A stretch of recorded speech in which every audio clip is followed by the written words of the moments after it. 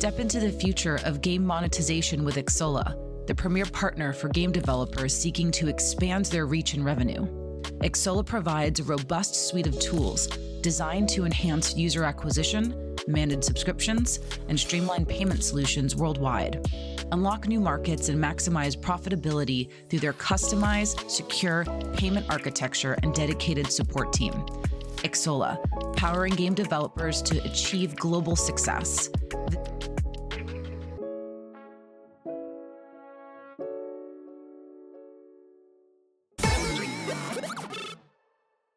Hello, everyone, and welcome to This Week in Games 304, where we read and distill all the weekly game industry news so you don't have to. So here's what we have today. A lot of good stuff. Destiny rises on mobile. Destiny coming to mobile. Off the Grid gives Web3 gaming fans some hope. We might actually be positive on something today, so, hang on. And then another thing that we actually might be a little positive on is, well, some of us, Azra. So some of the folks that have developed Star Wars Galaxy of Heroes, they've raised over $40 million for Western mobile RPGs. So we're going to dig into that. So hello, everyone. I'm Jen Donahoe, strategic marketing consultant at Jade Inferno and Beta Hat. And today we have Philip Black, game economist at Game Economist Consulting. Let's cook. Eric Kress, principal at Gossamer Consulting. What up, punks? And it's just the three of us today. So you're stuck. And we have no banter. Nobody wants to talk about anything going on in the world? Just games? No? All right. Fine. I'm going to get right to shilling then. Mishka had a chance to interview the Scopely co-CEO, Javier Ferreira, right? Kind of like a Spanish Ferrari. Yeah, no, he's Spanish Ferrari. I think it's pretty good. So a lot of good talk about Monopoly Go and how they're thinking about the future of the company. Mishka actually has another kind of big budget interview that is dropping next week, and sign up to our newsletter and YouTube so that you can stay in touch with that. One of our sponsors, AppsFlyer, has a bunch of stuff going on, so I wanted to do a quick shill for them. Their 17th annual AppsFlyer Performance Index is out. So what it does is it ranks the top mobile media sources according to quality and quantity metrics across a variety of slices. So you can break it down by platform, by geo, by category. And it's a great way for anyone to go in and see what are the networks that are really working right now. So go to appsflyer.com to see the latest on that. And then they had another announcement that is actually pretty cool. And Kress, you might kind of like this because AppsFlyer and Meta have partnered up on a solution to help UA folks get better ROAS insights on iOS users. So AppsFlyer is now supporting and validating Meta's AEM, which is aggregated event measurement, with AppsFlyer's proprietary modeling in one unique single source of truth, or their SSOT. So kind of in a nutshell, this is probably going to help get better ROAS and LTV out of iOS users as you use Meta as a platform if AppsFlyer is your MMP. So you might even say that this is like fingerprinting a little bit. I'm not quite sure. They didn't say that, but that would be kind of how I see it. So super interesting. You have a puzzled look, or no? I have a correction though. I will do a correction. I feel bad because every time Mishka's off the podcast, I have to throw shade at him. Like, I think the last time we threw shade at him was about doing the boondoggling and like what business is he actually conducting while he's doing all these boondoggles. Now, I'm not correcting the fact that he does boondoggles constantly, right? But he is out there busting his ass, doing what he does and getting the sponsors and getting these interviews and promoting Deconstructor of Fun. So hats off to Mr. Mishka Katkov for being the absolute supreme biz dev guy and doing what he does. And I apologize for suggesting otherwise. I also apologize for suggesting that he's getting smaller. I'm totally kidding. He's a monster, dude. So him and Javier are like, battling it out for the best BMI, right? Maybe they want to be execs at EA or something, but probably not. But anyway, I was just kidding. Mishka, you are looking massive. You are a huge human being. You're not getting smaller. So anyway, those are the two corrections. Mr. Mishka, come back to the podcast. Oh, that's awesome. When I hug him, I feel like I'm hugging the Incredible Hulk. So hopefully that it's like a brick wall. Javier's a big biker too. I wonder if they should have done the podcast over bike. You remember that, Jen? Oh, that's true. Yeah. I know he biked a lot. Yeah, for sure. He's fit. Yeah, those guys are fit.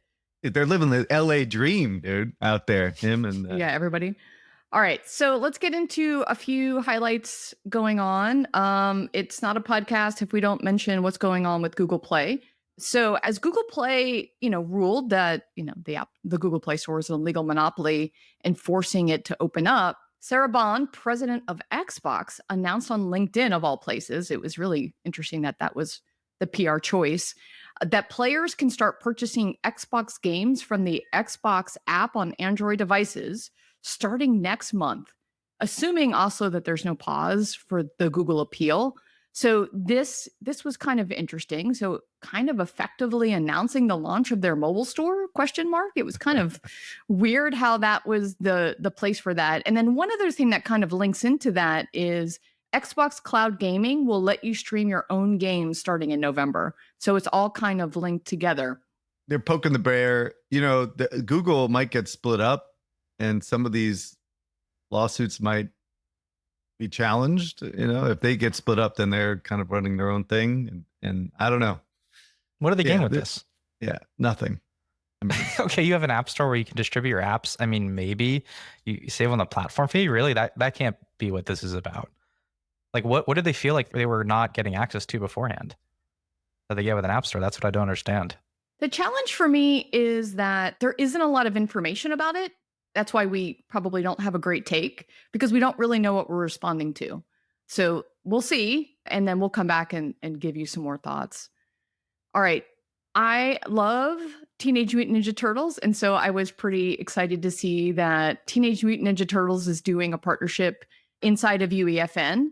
So they have kind of giving creators a toolkit where they can go and create Turtles experiences, and you can do that now, and the islands all go live on November 13th. So I'm curious to see if this is a new way for them to set themselves apart from the other UGC3, Roblox, Minecraft, Fortnite. I'm going to make a brand of the three UGC companies because they are not metaverses. I'm not going to use that word anymore.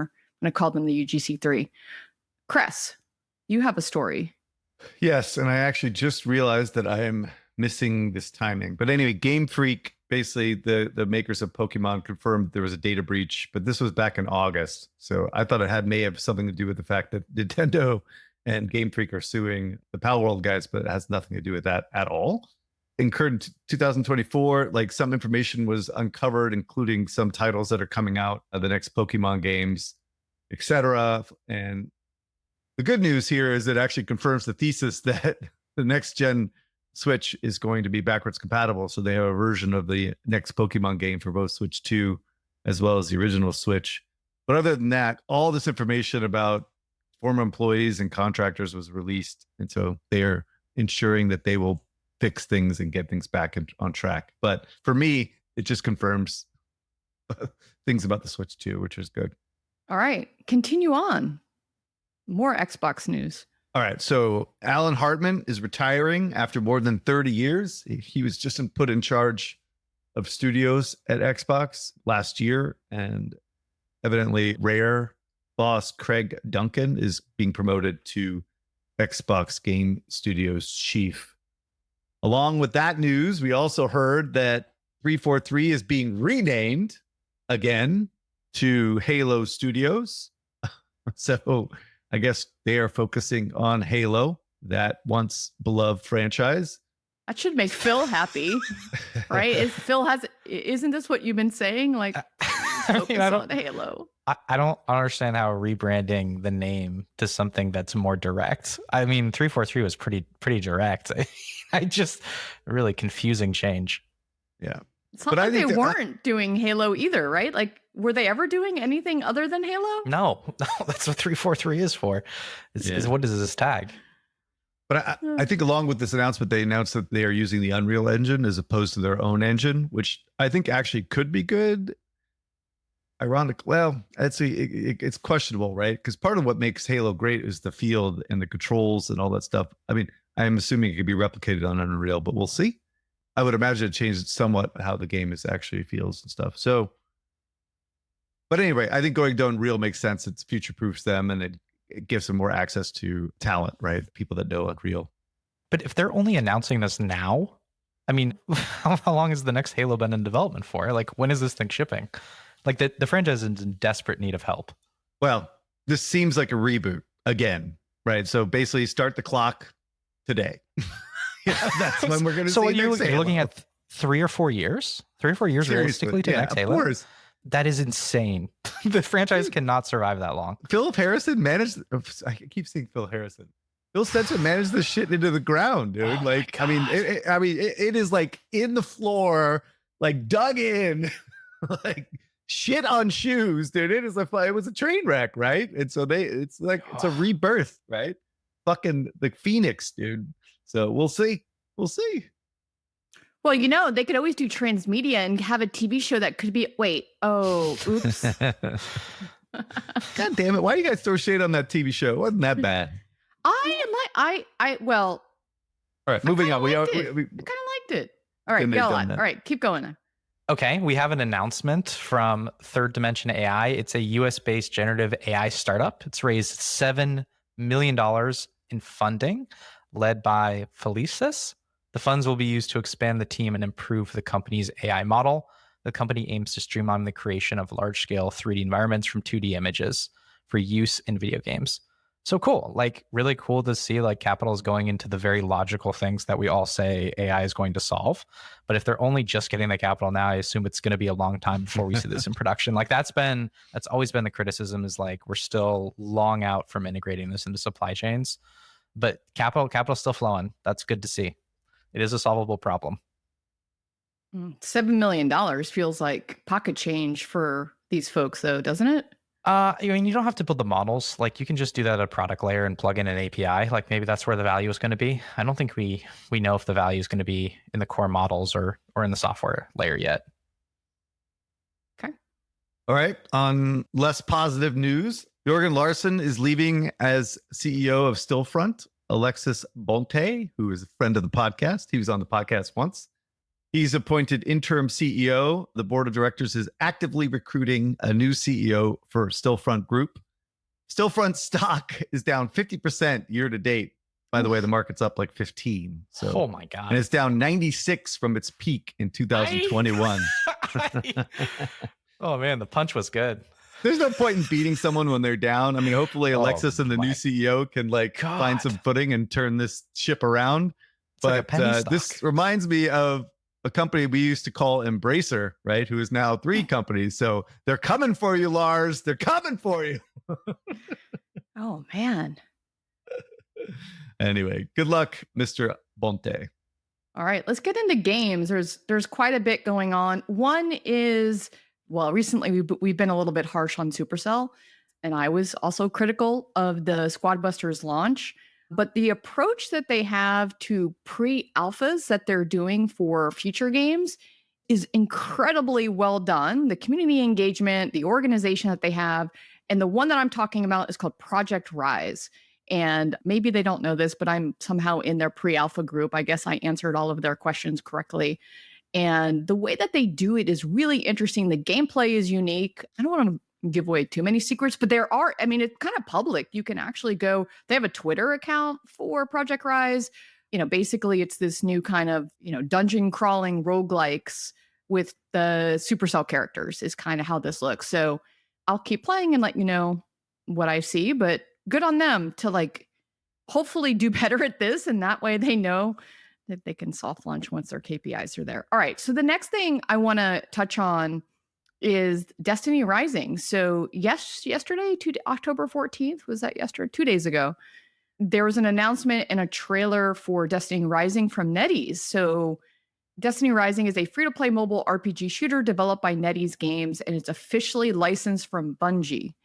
So it's set in the Destiny universe, but an alternate timeline. I'm actually not a Destiny player, and I'm not super familiar with the IP. I know, Cress, you are, so you'll correct anything that I say that's dumb.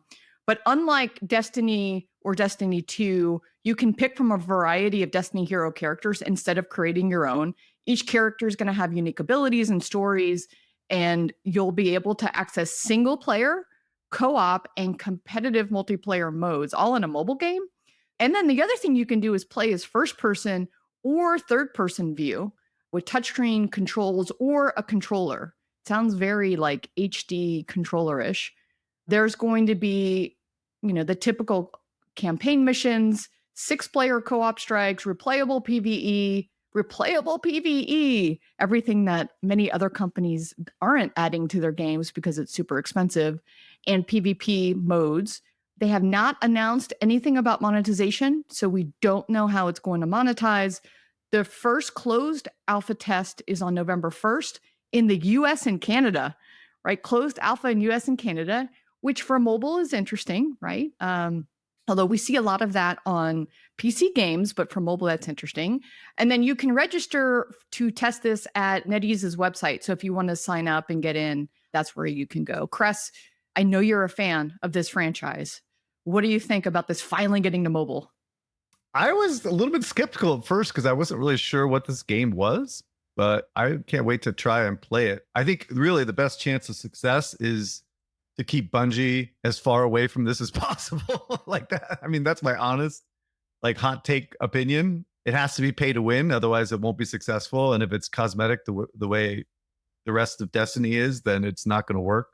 Again, to be clear, Destiny 2 is an expansion model. I mean, it has a cosmetic economy that drives some revenue, but the majority of it's related to selling expansions. So I don't know what the monetization methodology on this is. I don't know how much Bungie's involved, but I think if they don't mess with NetEase, they could potentially build something pretty interesting here that could work, but we need to get more information.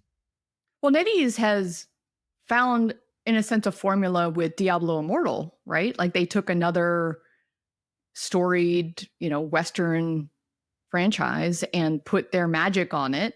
Yeah. And their monetization, right? Like we know from that game that there are massive, massive whales in that game.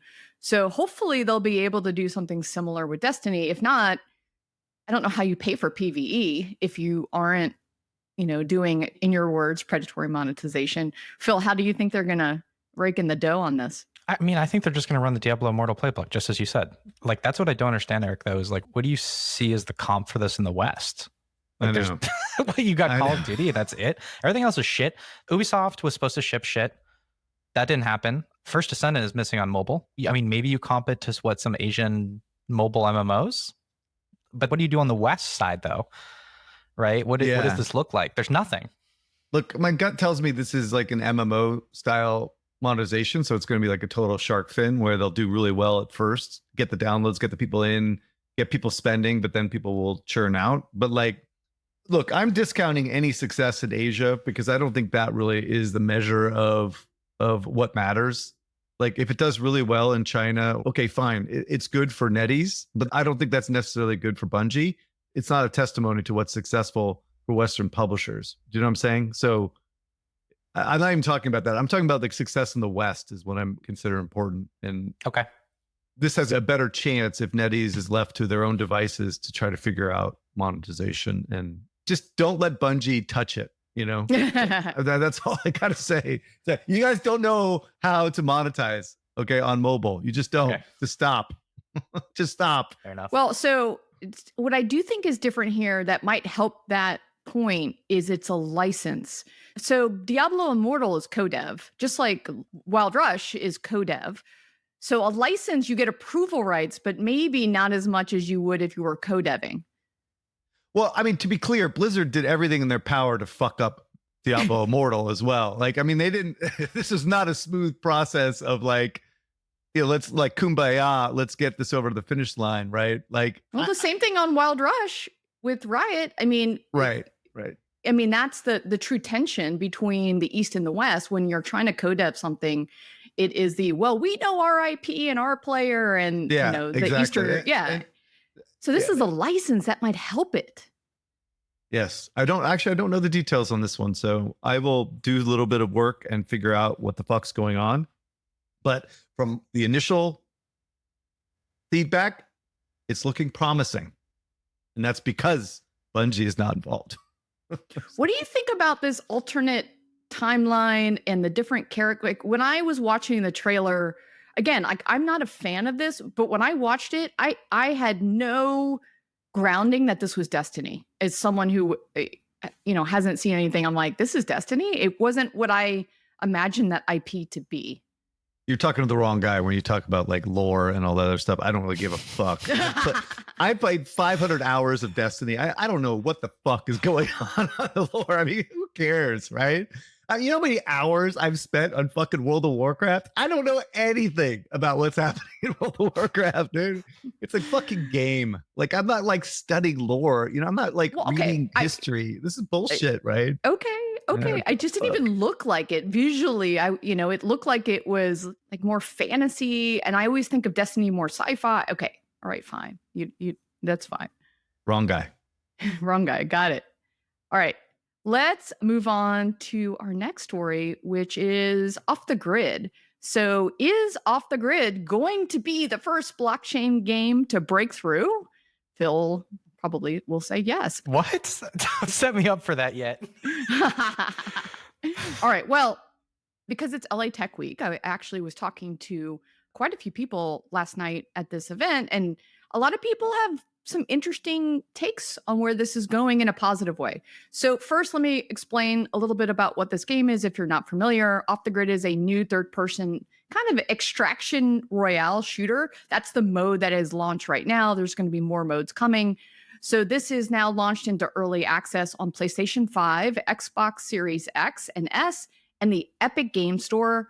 Remember, because if it has any sort of crypto or blockchain, Steam is not okay with that. So you can launch on the Epic Game Store. Off the Grid touts itself as an extraction royale, adding in some extraction shooter style mechanics, which Phil loves dearly. So I wanted to touch on just a little bit on the marketing side, and then Phil come in and talk about the game. But what I thought was incredibly fascinating is there is already partnerships with the world's famous shooter streamers. So Ninja, Shroud, they have their own skins in the game. And they have ad deals with lots of other big names. This has been one of the most streamed games on Twitch in the recent days. I think when I checked Silly Gnome, it was number 18 on Most Watch Games. This was back on Sunday. I should probably click in now that it's Wednesday. It's dropped. It's dropped. Yeah. Really? Already? Oh. Yeah. Yeah, I should have clicked in. Okay. So it also hit the top 12 most played games on the Epic Game Store, at the time beating out PUBG, League, Rainbow Six Siege. A lot of press on this weekend too. That's kind of what piqued my interest, was a ton of articles. So on the influencer campaign, what I think is really different about what they're doing is integrating influencers for the long run. So not only is it rumored that people are spending probably $10 million plus on this influencer campaign at the early access stage now, they are also working with the influencers long term. So because they'll have skins, they get a rev share if their skins are traded on the chain later on. And so they're incentivized to stick around. Do we know that's how the contracts are built? I don't know that for a fact. That is what I am hearing. Okay. As we all know that we talk about things. I don't know that for a fact. Okay. But what I think that they have to do differently than what they did with Apex's launch back in the day, which was, I think it was Shroud or Ninja. I forget which one of them went in and played for a week and then dropped off. And then everyone was like, oh, they paid you, so you don't authentically actually enjoy this game. So I'm out. And so I think that from a marketing angle, you have to figure out how you keep these influencers authentically invested in your experience. Now, I don't know if authentically invested is like I get a share of my revenue of my skins selling on the chain. However, if they keep streaming, that is good for the overall business. So, Phil, tell me a little bit about what you see in the game itself or how it's working. Okay. We have been shitting on Web3 relentlessly since the start of this podcast. And I think there have been moments where we kind of perk our ears up, like, okay, what's happening? What's going on in Web3? Has anything changed? I think this is a moment that actually matters for Web3, and we should celebrate it a little bit. There are 50 million problems, as always, with Web3. They always love to pat themselves on their back. Very, very quickly will pat themselves on the back that, the revolution's been achieved when they've taken 5 inches. They think they've taken a mile. But the success here is that they shipped a game, and you said it's this extraction royale game. They shipped this game on major platforms, including Epic Game Store. They shipped it on consoles. No one really knew that there was blockchain in the game. It's all custodial wallets. So you don't even interface with any of that bullshit. You don't have to do age verification. You don't have to do any of that. Right now, there's no MTX in the game. I think that's the other thing to really keep in mind. And so let's just talk about the game economy, because I think it's important to understand how these things are fit together. So what will happen is that players will enter the game and they will try to extract these hexes in a battle royale style map. And the hexes are across a bunch of different categories. You can get arms, legs, guns. You get a bunch of different things from these hexes. And so the hexes will help you upgrade your weapons. It'll help you upgrade your loadout. So I want to get these hexes, I want to extract with them, and I want to get really cool things that come out of the hexes. And then when I go back into the map, I can call a loadout. And that loadout can be that thing that I earned. And so if I do really well in the round, I can call my loadout in, and there's an escalating cost to the loadouts. So the higher the rarity of the things that are in your loadout, the more it costs in round. And there's more in-round progression you need to do to be able to summon this, to be able to call it. Now, what's interesting here is that the items are not consumables. They are durables. They are permanent. So the question here is, if you're telling me that all of the things that I extract from hexes are tradable assets and they're also durables, what that means is that over time, players are just going to extract more and more of these items. And so if they're tradable, and they've said all of them are tradable, they're tradable right now inside of the game for their in-game token, their in-game currency right now. If that is the case, then over time, supply is just going to increase and price will be driven down to zero. This is a problem that every Web3 game faces, and so do MMOs. Like, Eric, I'm sure you know this when you play World of Warcraft, but the way that they prevent this is they have durability, right? So your item gets chipped, you have to spend gold, you have to drain resources, or else it essentially just disappears, because resources are automatically being flowed into the economy every time you slay a monster. It's an unlimited faucet. And so they have this problem immediately that I don't know how they're going to deal with. And from what I understand, they're going to charge an in-game currency that they have right now called guns. You can only earn this in-game, and that's how you buy things on the marketplace. What they're going to do is they're probably going to have to say it's going to take X amount of guns to open a hex. And so in that way, they can raise the price of hex openings over time to essentially slow the introduction of new supply onto the marketplace. So the earnings per hour are probably going to decrease in this game over time. Like, they just need better ways to like sink things out of the economy, and they don't have a great answer for this yet. So there's a million economic problems. The game is okay. It's fine.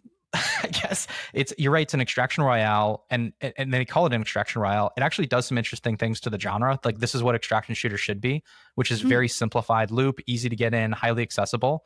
Like, that stuff is interesting, but it's just certainly not enough to carry a PSU curve for a long period of time. I think that's fine. So when I was talking to folks, they said that the way that, the item exchange works is really similar to how players experience CSGO or CS2, whatever you call that thing. Now, I hate that they rebranded, because it's like, FC and FIFA. I can never remember what to call CS2. Apparently the marketplace works very similarly to how that game already works. And so the idea there is that, the blockchain is all in the background. Smart wallets are kind of in play here so that you're not, burdening people with the friction of wallets. If you play that other game, CF2, then you already kind of get and understand how you are going to trade items. It just so happens to be powered and live on the blockchain. Is that right? Do I have that kind of understanding correct, or am I dumb? I mean, Okay. the big model in Web3 is like, how are we going to get the next billion users onto Web3? That has been like their ongoing model. And stuff like this, I guess, counts. Like, they used to celebrate Reddit. If you remember, Reddit integrated NFTs, and then no one seemed to like kind of give a shit about that 6 months later.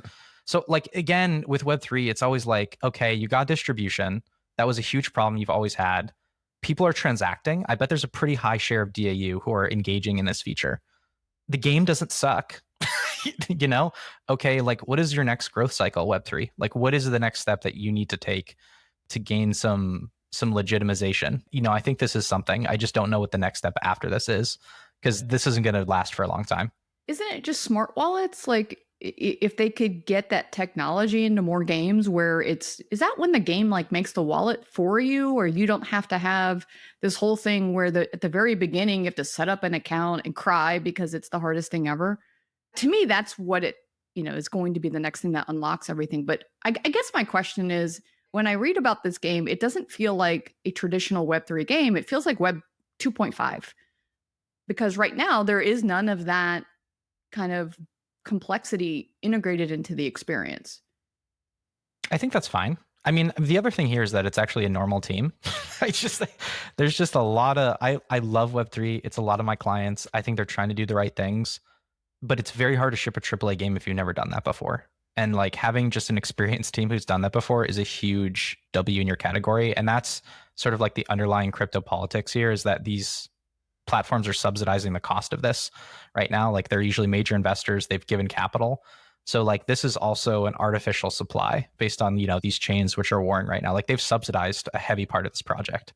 Yeah, I would imagine that the chains also want to help with marketing. They also want to, pump money in different ways. And so maybe it's actually kind of like a built-in investor. I don't know. Kress, what are your thoughts on this stuff? This feels like a really well done pseudo Web3 game, right? And clearly they spent $1 gajillion on marketing this game. I mean, they're like all in, right? And I played the game, and the game's not bad. It's like, it is, like you said, it is a gamer's game type thing. So this is a good shot on goal. We'll see what happens. I'm actually working on doing a profile of this for next week, so maybe I'll have a little bit more insights then. But yeah, let's see what happens. But all right, again, this is all about retention. It's all about keeping people playing. And so maybe they can attract a certain audience that's really into this type of.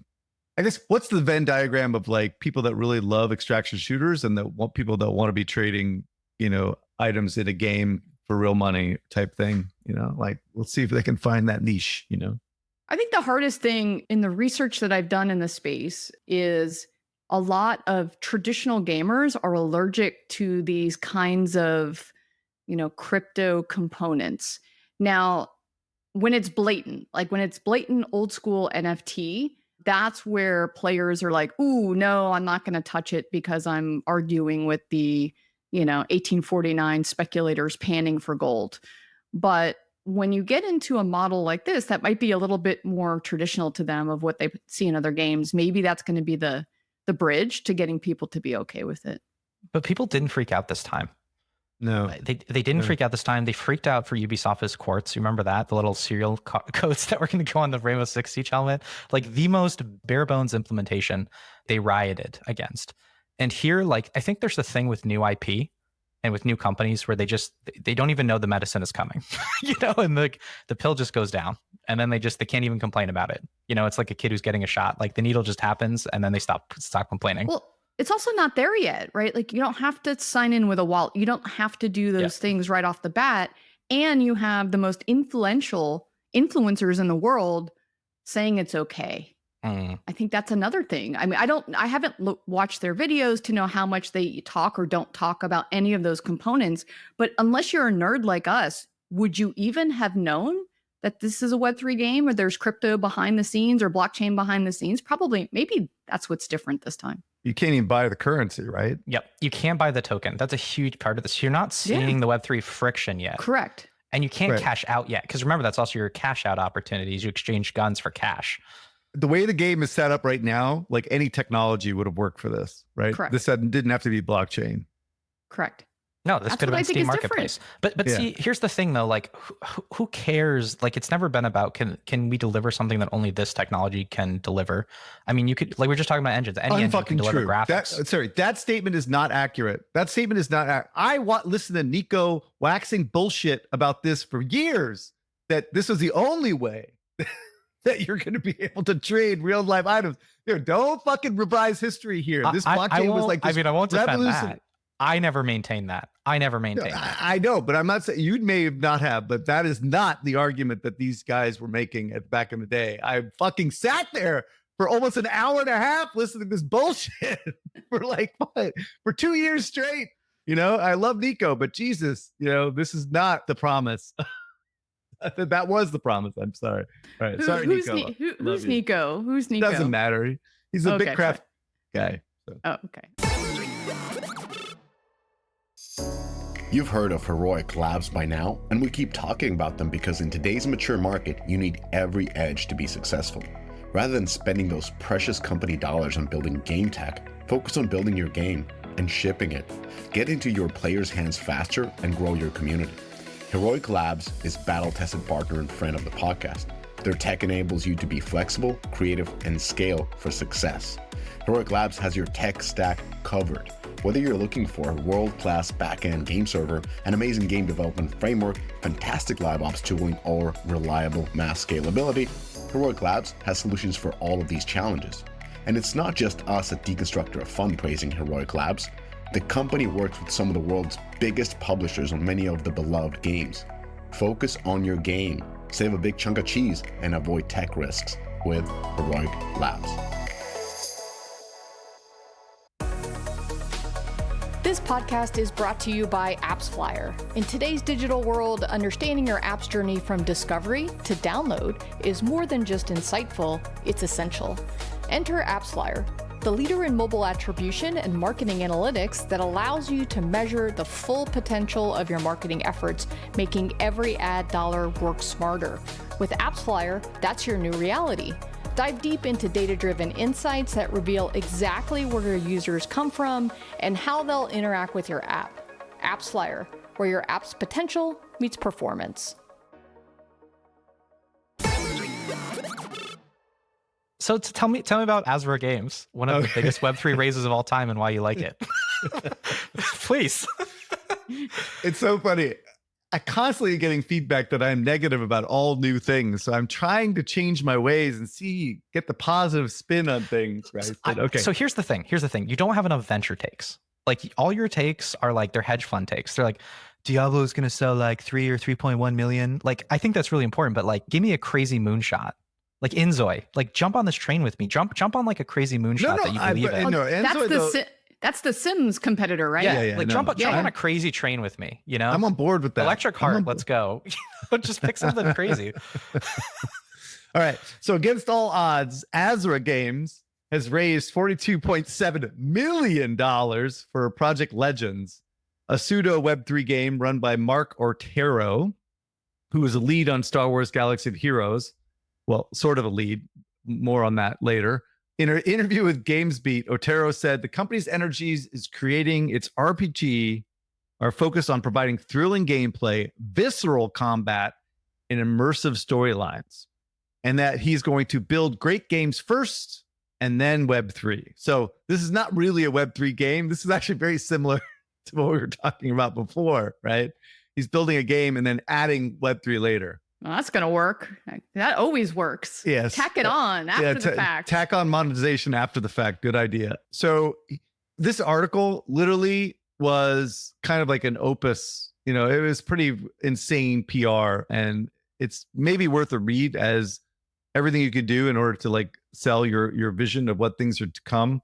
But in essence, this is basically, I think, is Genshin Impact, a Western Genshin Impact with dark fantasy, right? I mean, that's what it comes down to. And so in some ways, it makes sense to me from a product perspective. So my quick take, first of all, there are absolutely a million stories about Otero, right? He is evidently an amazing salesperson, but according to a Reddit, and I would not go down this deep rabbit hole of Reddit, but he's a tyrant and a micromanager.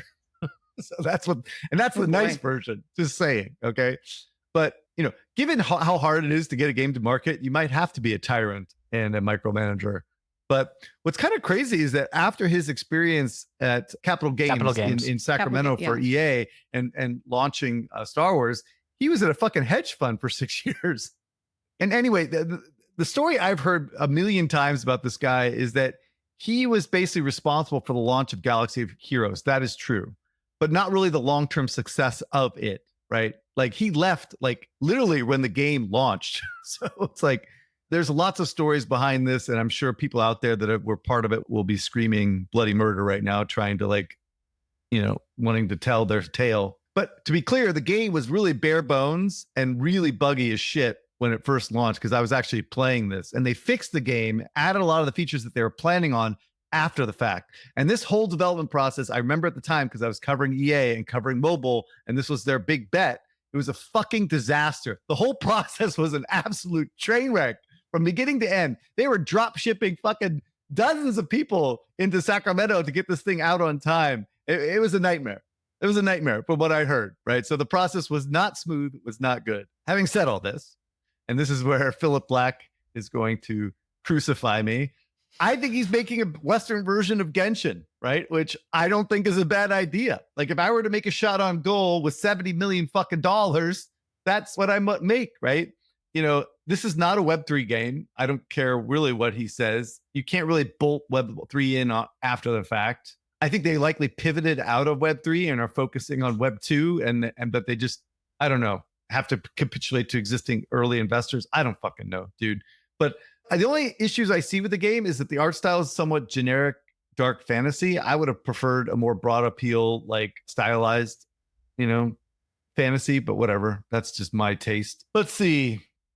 But I think the really important thing that they've done that puts with Western sensibilities is that they are making collection as the core like mechanic. I mean, the gameplay is important, but the collection and the use of different characters for different situations is like the core part of the gameplay loop.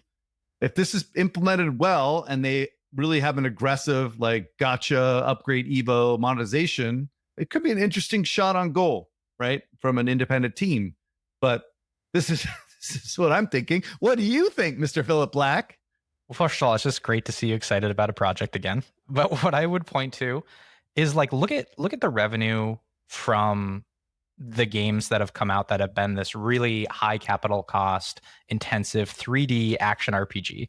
So you think about Genshin, even if you went back to Third Impact, if you went even to included Railstar, Future Fight came out a really long time ago, but was like a 3D action adventure. Wuthering Waves just came out. Solo Leveling Arise just came out. Warframe came out recently. And if you look at how these games have performed, the downward arrow has been extremely sharp for all of them. Despite all of these games coming out, the cumulative revenue between all of them has barely moved when you add all of these games together. They're just compensating for one another. And that to me is a huge concern, especially if you're trying to scale a Genshin game in the West. Like you got to remember, MiHoYo has 3,000 employees, last I heard. Maybe I'm wrong in that specific number. They've spent 9 figures on marketing these games, another 9 figures in development cost. And so I have a hard time imagining you're going to set that up with venture capital from a completely unknown studio and be able to match that factory and then chase after a downward arrow. So that seems bad to me. I'll counter that. Over to you. Let me counter. All right. You're right. You're absolutely right. The Fair fact is- points. yeah, good points. Good points. Having said that, like we haven't seen a Western style game out of all this. This is all anime shite, right? That caters to a certain audience, right? So perhaps with a different theme, you could attract a bigger audience, or in theory, hopefully attract some of the turn-based RPG guys, which I think is what he's talking about doing in this insane press release. I will concede though that the amount of bodies that they put at these games is insane, right? So like it's gonna be really hard for them to replicate the depth and the quality, and they still don't have any money for marketing, right? So they still have to get a publisher that can actually get this game to market. So there's a lot of challenges ahead, but I don't think it's a bad bet for a well-capitalized group. I think it's a better bet for a company that is more established, that wants to like have this team as part of it, but it shouldn't be done. Again, none of this shit should be done by VCs. Like none of these investments make any sense for VCs at all. Like this should be a publisher. This should be Krafton. This should be NetEase, Netmarble, someone investing this money to build this game so that they have it as part of their pipeline so that they can throw gajillions of dollars into it if it works. So I'll agree with you there too. But we'll see, we'll see. I second your take on your publisher take. I also think that your point about the IP is really interesting. If you think back to like Conan the Barbarian or dark fantasy, there isn't a lot of that theme being applied right now. And so I don't know if that is going to grow the audience, but perhaps it can capture share from a pretty big pie. Like this is where, I mean, we talk about this all the time. This is where monetization happens. And this is our favorite form of monetization. The other thing that we don't see when we look at these games is the revenue that's on console and PC and the web shops. And so what we might not have that insight into is that opportunity that isn't just the mobile opportunity. But that we okay, have. yeah. But then we're talking about insane levels of money, right? Like, For sure. It's not just an easy port. This is mobile first and then console later, is what he said in the article. Oh, he did say that one? Okay. Yeah. But the market he's competing in, like, that's their SKU plan, right? Like, they are not mobile first. They are distributed across platform. Right. True. All right. So one last quick story. So our friend Neil Long from mobilegamer.biz, I love his Friday articles. So he had an article around what Scopely is lining up their next big mega deal. And so it's time to play Guess Who Scopely is Buying. All right, so here's the story. Scopely CRO Tim O'Brien spoke at his subscriber-only Q&A at Variety Entertainment Technology Summit. And so Neil actually either was there, but he, transcribed the event. So good job, Neil. He said that Scopely is lining up a mega deal acquisition for 2025. I hope that we announce at least one mega deal, Tim says. When I say mega deal, I mean a scaled global franchise doing hopefully at least $1 billion in revenue. So when you hear that, for fun, went into our friends at Sensor Tower, pulled up the top 20 mobile publishers worldwide making $1 billion in App Store revenue. So this is not web shop, this is not ads, which when you add that could be a little bit different, but for fun, I just did this. So technically there are 12 publishers over $1 billion, kind of 13-ish, there's a couple that are close, of which Scopely is one. So now we're at 11. So 3 of them are Chinese companies, Tencent, NetEase, and MiHoYo. All right, so 8 are viable. Then you have Activision Blizzard and Take-Two, and I didn't really think those were in play. So now you're at 6. And so here are the 6. Playrix, Supercell, Dream, Roblox, Moonactive, Playtika. And, the last one, it's a close one. Pixel United, which owns Big Fish. So they're like $950 million. So some folks might also say, well, what about Homa or Voodoo? I don't really think Scopely is like Admon first. I think they're really looking at more in-app purchase as sort of their revenue. So I'm not really counting those guys. I think for us to kind of get a read on this, we should, track Tim's travel. Is he going to Israel or Turkey or Finland, right? Like, where is he going? I don't really think there's a reason for them to buy Coinmaster. So if I had to bet, my bet would be Dream, since Scopely doesn't really have a big puzzle game. So, and they have Royal Kingdom that's coming out in addition to that. I have no idea if this is a potential, but that would be my bet. Cress, what do you think? Who's your bet? I would put Niantic on this list as well, because they're desperate for an exit, right? They've been like puttering along for a while. So I put that there. They're number 18 on the list. Very interesting. You think they're looking for an out? Oh God, they've been looking for an out for years, dude. Like they've had this one success and they've never been able to replicate it since. So they're just sitting on, tons of valuation and Anyway, whatever. All right, I think Dreams makes sense. Playrix, but I think Playrix is too busy cashing checks. I don't think they give a fuck. I don't think they want an exit. No offense, but Homa and Voodoo, I would actually kind of think this is too lowbrow for Javier and Walter. I don't think they want anything to do with ads. Yeah, that's why Henry. I said no. Leave them alone. I love them. Love Homa. Leave them alone, man. Look, I love whatever. I love those guys, but whatever. Anyway, moving on. So FunPlus is like a totally different org, like Chinese developers, completely different genres. I don't know if Andy and Chris Petrovic are for sale, but like that makes a lot of sense for a big, add-on to the Saudi empire. The other option is going after PC console business. And I haven't looked at this in a long time, so I'm not even going to speculate there. But that would make sense as an extension to the existing strategy. Not really Scopely's wheelhouse, particularly Walter and Javier, but like ultimately this makes sense for them to expand the empire that they're trying to build within the kingdom. Yeah, FunPlus makes sense. And the ones you mentioned, everything else. Yeah, Moon Active doesn't make any sense. Yeah. Roblox is way too big. Supercell? No, I'm just kidding. Like there's no way that's going to happen. We know that just like Zynga, Scopely is looking to expand cross-platform. Well, how's that got? I mean, we would check in at Star Wars Hunters. I mean, I mean, they have cross-platform. They have Stumble Guys, right? That's been their big win, is they put it on Xbox. Remember, and it's on Steam. I never thought I would see the day with Scopely running with an HD game. I just don't see Javier and Walter having the patience, or at least I didn't think they'd have the patience that you have to endure with the AAA game. There's just a lot more soul searching I think you have to do. It's a lot more unclear. The organizations are much bigger. Accountability is much harder to drive. Like, it's a lot of things that I think has really built Scopely. But then again, like, they let Monopoly go for a really long time. And I think one of the things that I recommend people listen to is Mishka's interview that just came out with Javier, where he talks about this, where he talks about the fact that they kept funding the team for so long and under what conditions he would fund a team for. So I guess what I'm curious about is, why would you announce this? Why would you say you're going to go out and buy a company for $1 billion? What's the strategy here? What does this do? What's the PR strategy? Because there's always a PR strategy with Scopely, and I mean that in the most utmost respect to them. Yeah, well, and by the way, just to clarify, they did say $1 billion franchise, not necessarily a company. Oh, so interesting. If you want to get technical.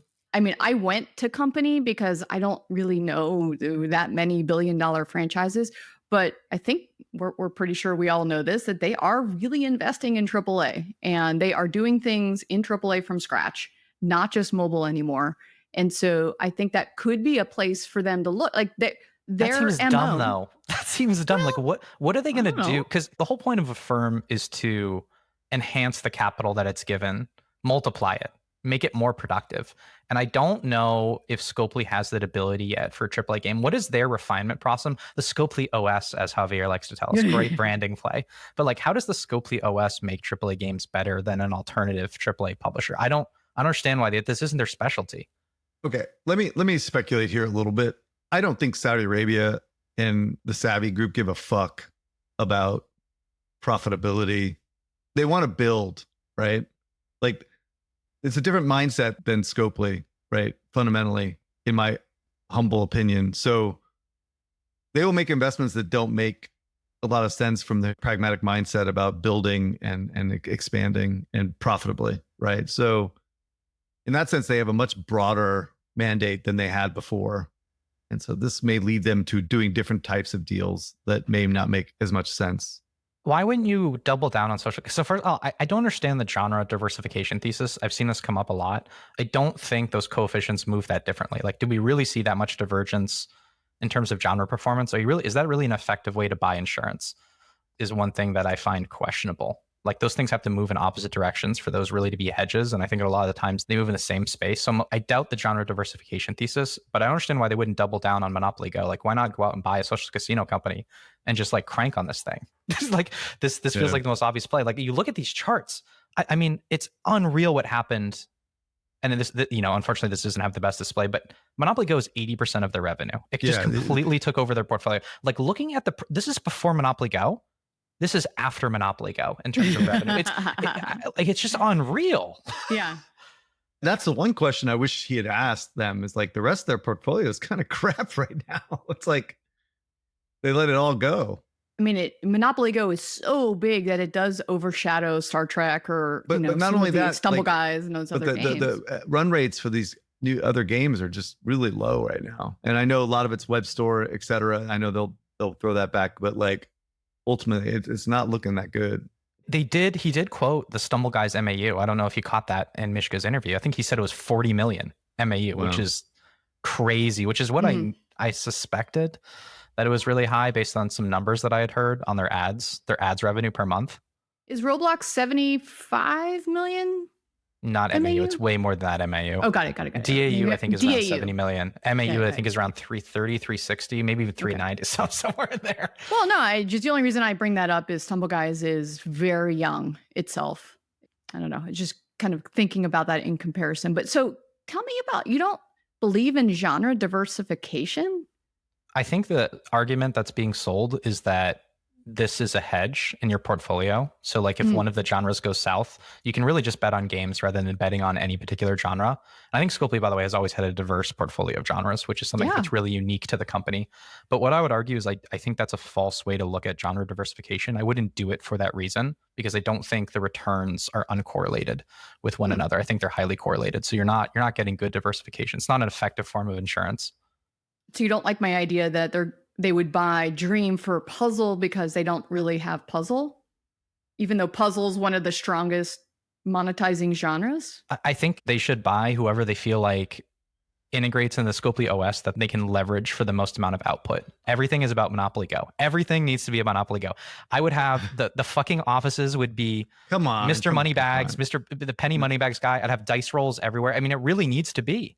I mean, this game just blows away everything. That's not a small percentage I don't on agree. this. This is their Candy Crush. This is their Candy Crush. I'm They can gonna ride this thing for 20 years. I'm going to reiterate, like, I understand what you're saying from a product and a profitability perspective, like the double, triple down, right? But that's just not the strategy that they're going after with Savvy. Like the Saudis want to, build up all kinds of different things within the kingdom.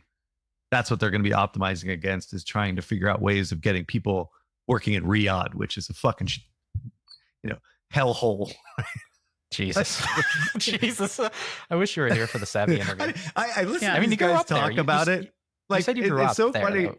You have street cred. You said you grew up there. You have street cred.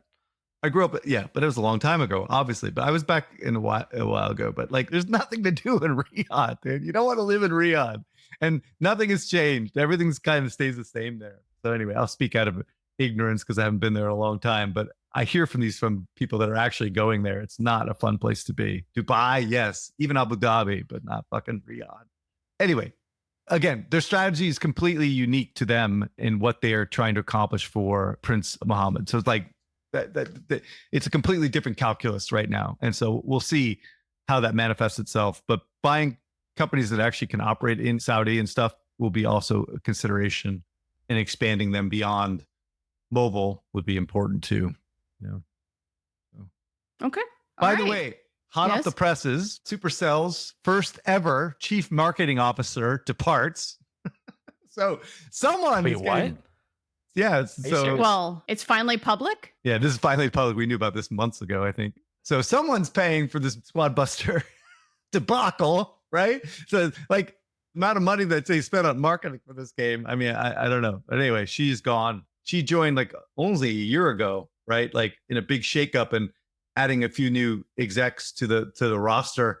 This was part about the remaking of Supercell and to create this new organization, and the CEOs throwing all these big, plans out there. And so they hired this big CMO from King, and she's gone after a year.